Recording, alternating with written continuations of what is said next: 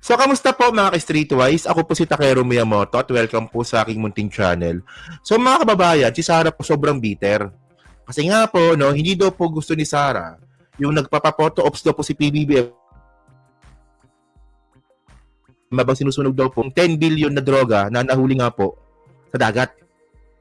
So tandaan po natin mga kababayan no na itong nahuli nga nahuli or nakumpiska na droga po sa dagat, ito po yung pinakamalaking droga po na nahuli sa history ng Pilipinas. 10 billion pesos eh. Di ba? 10 billion pesos mga kababayan. Oh. Baka sabihin na naman ng mga bobong mga DDS no.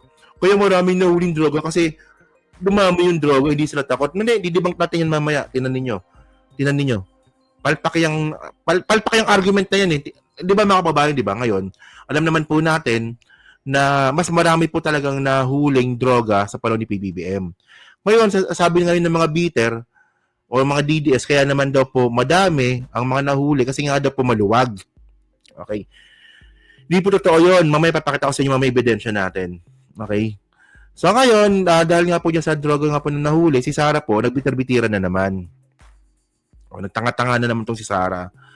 Yung mukha niya dito, parang ano no? Parang, sarap ng pompiang. Sarap, parang ano. Malam makakapompiang lang nila nito.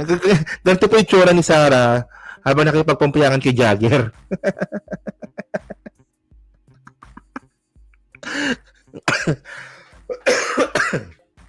Ay, kilala niyo ba si Jagger? Di ba? Kilala niyo ba si Jagger? Baka di niyo pa kilala si Jagger, ah. O, sige. So, ito, no? So, tinan niyo itong statement ni Sarah, no?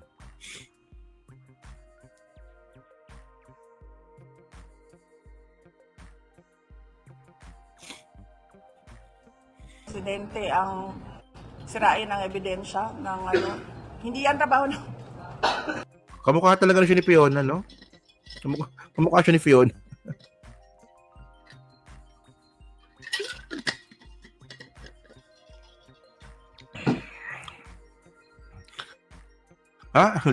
Ulitin nga natin. Sige. Trabaho ba ng presidente ang sirain ang ebidensya ng ano. Hindi yan trabaho ng... Hindi trabaho ng presidente ang mag-photo op sa nahuli na drugs at mag-photo op sa pagsira ng nahuli na drugs. Taka na ba ng hininga mong putang ina ka. So tingnan niyo mga kababayan, no. Sasabi ni Sarah daw, di daw po trabaho ng presidente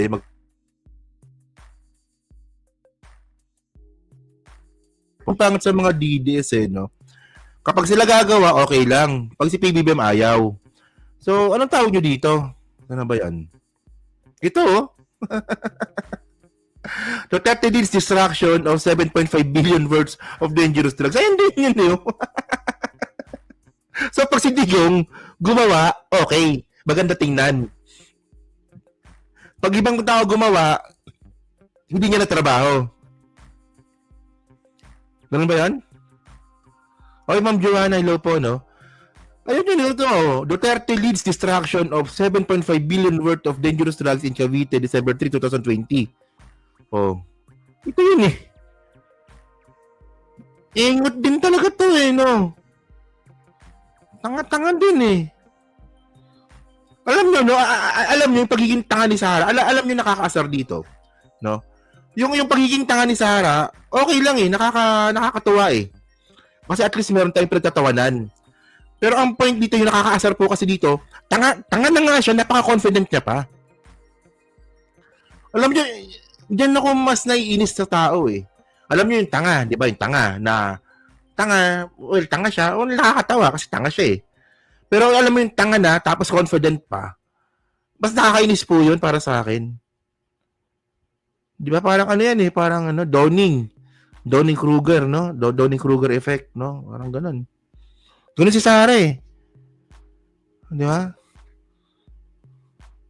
Oh, hindi po nakakaasar na po talaga. Hindi yung katanga ni Sarah nakakatawa.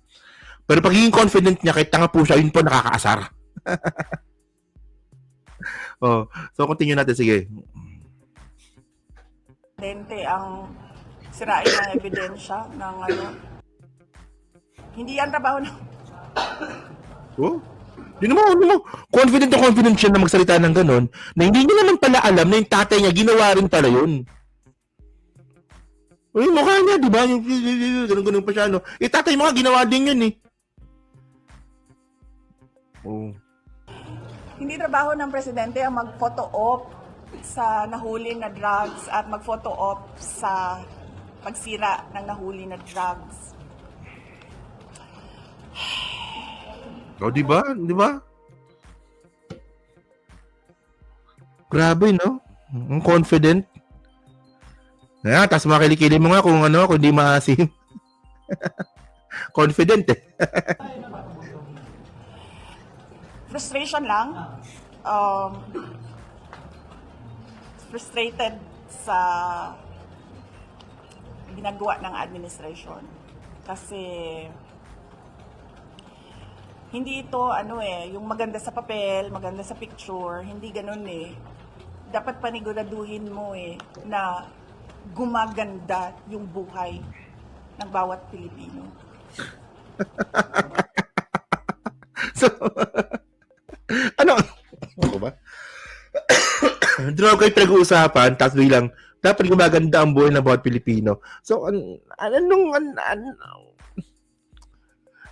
connection? Di ba? Hindi ko, well, pwedeng connected, pero ang layo, no? Ang layo naman ng, Diyos ko. So, ngayon, mga kababayan, ito yan eh. Okay. So, nireklamo ngayon ni Sara ito. Ito yan eh. Yung pagpa-photo ops nga po ni PBBM. Saan na ba yun? Ito. Bayan ba? Ito. Yan, ito. Di ba? Kasi nga po sinunog. Alam niyo kung bakit ganyan mga babayan. Tandaan po natin, no? Na ito po yung pinakamalaking droga nga po na nahuli sa history po ng Pilipinas. 10 billion pesos. At bukod nga po dito mga kababayan, ito nga po ay iniiwasan po na magkaroon nga po ng recycle. Baka po kasi ma-recycle po yung droga. Ito din po yung ginagawa po dati noong panahon ni Digong. Nalala niyo yung Ninja Cups? Di ba? Di ba nagpaano pa nga si Digong noon, di ba? Reward si Digong tsaka si Bongo noon about sa Ninja Cups. Yun po ang ginagawa po nung panahon nga po ni Digong. Yung Ninja Cups. Di ba? Huhulihin yung droga, ibebenta. Oh, kasi nga nire-recycle.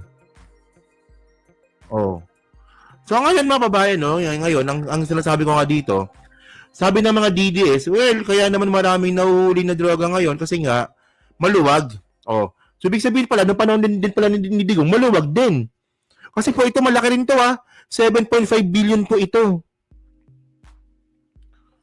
O yan ang sinasabi ko sa inyo eh. Napaka-inconsistent po talaga nila eh. O nga, Ninja Cups, diba? May tanim ebidensya pa nga sila, diba? O yung tanim ebidensya, ginagamit din nila sa iba. Kasi alam niyo mga ka-streetwise na, yung sinasabi ng mga kampo ni Digong, no, or ng mga DDS, na kaya daw po maraming droga ngayon ang nahuhuli kasi nga daw po maluwag. Di na po katulad ng panahon ni Digong. Ito nga, unong panahon nga ni Digong, 7.5 billion po yung nahuli na droga. So ito hindi nyo ito nakita. So pag ganyan karaming droga po, billion po yung halaga, pag si Digong po nakahuli, good job, kasi nahuli. Pag si PBBM, hindi yan good job kasi nga, nagkalat na yung droga sa Pilipinas. Parang ang labo naman ng narrative. Eh, ang akala ko ba merong drug war si Digong?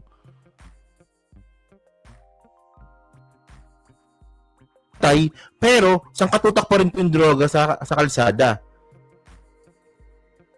Bakit ganon?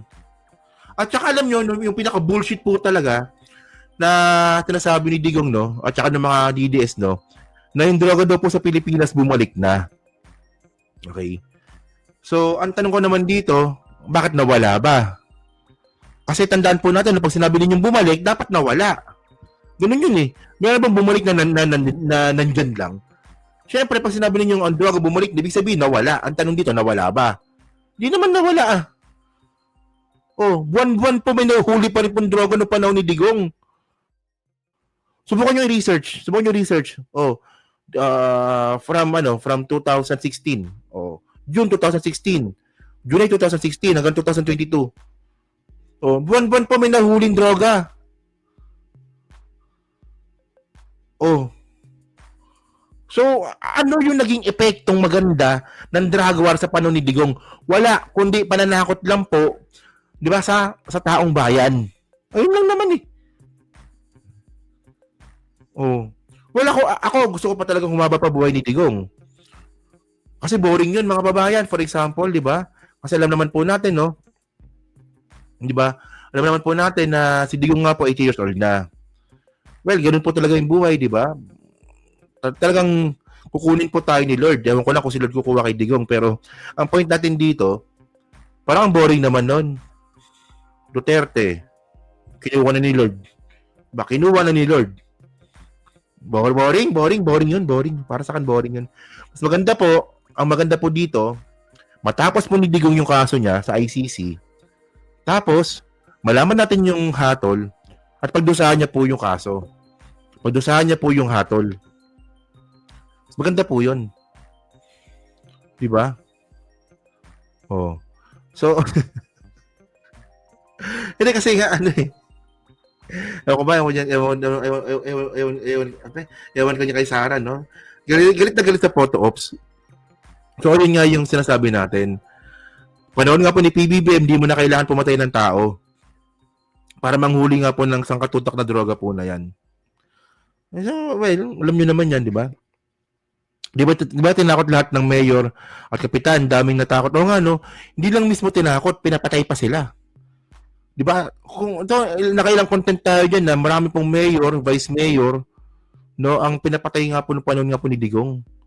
Yung pinakasikat na nga po dito, yung ano, no, yung Mayor Halili ng Batangas, no? Di ba? Oh. So, yun mga babae, so kayo po, no, pumasabi nyo nga po dito, sa bagong drama na naman po ni Sarah na hindi daw po trabaho na presidente mag-photo ops. Pero ginawa naman ni Digong. So yun, nasa 5 comment lang po sa baba at binabasa ko pong lahat yan at syempre dyan po sa team replay. Yeah, so pa-like, pa-subscribe. At di na makalabisan, pa-share din po ng video po na ito. No? Kukuha kay Digong si Santa Claus, no? So yun na, so okay, last topic po tayo na pag-usapan natin ito. Hello po kay Wilma Monte Alegre. Hello po, kay JC Most.